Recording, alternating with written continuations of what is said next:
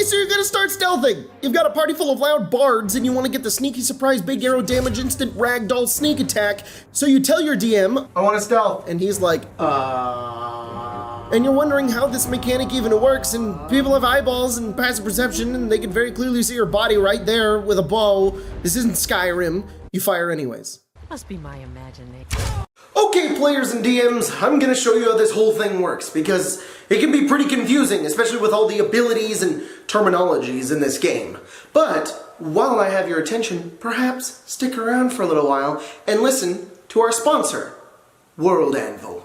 Stuck in quarantine on lockdown with nothing to do? Stay 6 feet away from me! Can't leave the house, can't play Dungeons & Dragons except for maybe online? Well, you could catch up on your world building and use World Anvil to get all that stuff done. Use their very user-friendly map tool to detail your maps, make articles of information for your players, or insert your homebrew setting into an easy-to-organize, fun-to-use, destroyed hours of my life world building and coming up with every detail for my world, and overall great application. And for players, it's got a character creator and builder.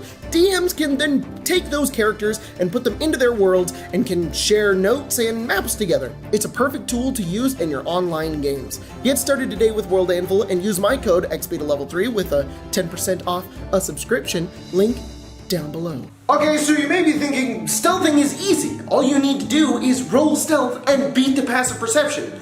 It's simple.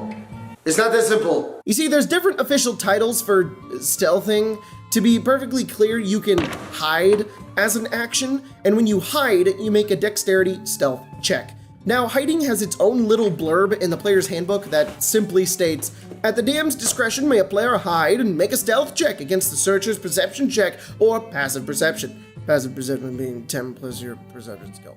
Now, at the DM's discretion kind of sort of means just whatever makes sense. Like if I'm standing here and there's a bad guy over there, I can't just enter stealth. When I DM, I typically require a sensible way to hide or obscure yourself. A rock, a tree, or the skulker feat.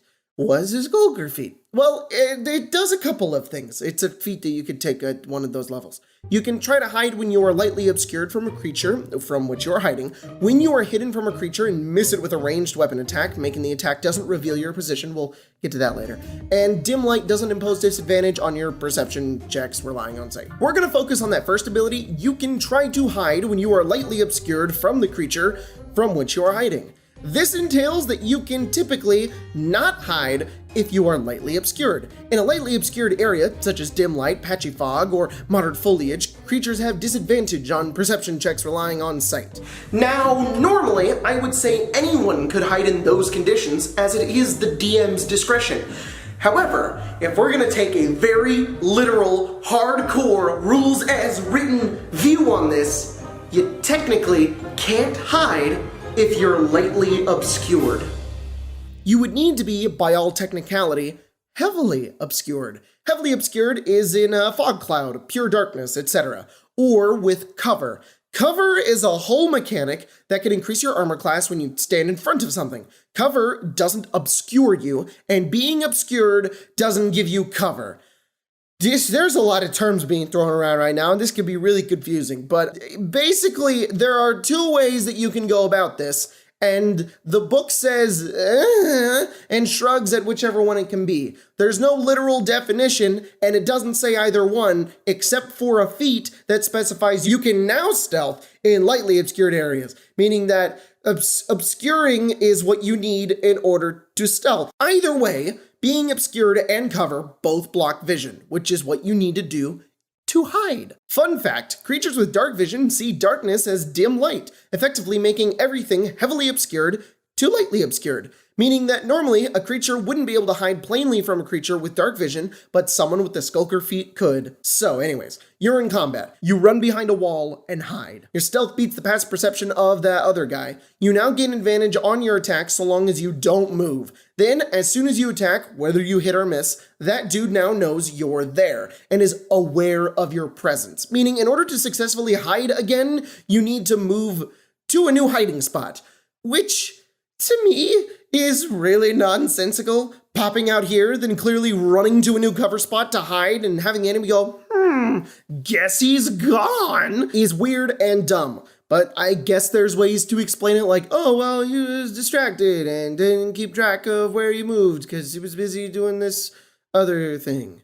Technically, the player's handbook says nothing about cover, and I think it does for a reason. You can use the hide action in combat, but it's at the DM's discretion, meaning you can't just run behind a wall and then the enemy forgets your existence entirely. So here's my way of doing stealth.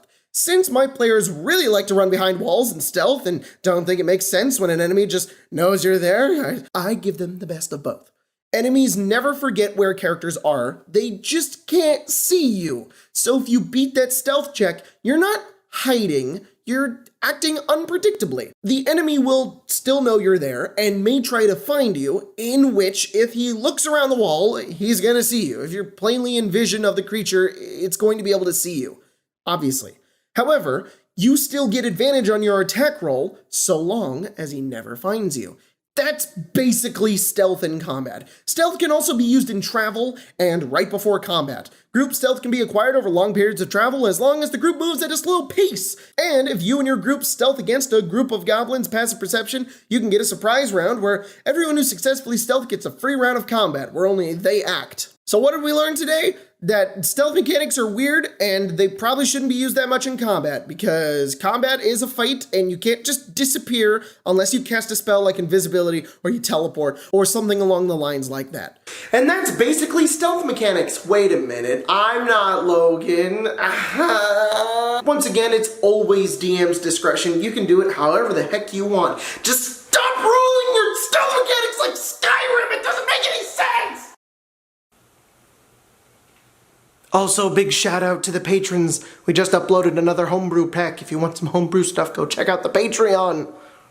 Turo, Wind, Bandit, Trinket, Mario Sack, Face, Joshua Samuel Lapple, Clammed Oyster, Tyler Carothers, Andrew Severin, Slim Jim Shady, Nick Ackerman, Chance Blackburn, Cal the God, Blaine L. Olson, Pyro Pythons, Nason Rogus, Ariados L, Travis Frisbee, Will Pratt, Amit Decrypt, Angriest Bird God, Relevant Tuna 6, Thestral Pony, Sub-Commander with a 0, James Fleming, Wolfie Blue Eyes, Voltaire Stonecraft, Tyler Davis, Raptor12002, Zazzy7011, Ethan Harpster, Waffle the Farmer, Juan Domingo Hernandez, Jim, Philip Vanderwerf, Biggest Blunder, Sword King.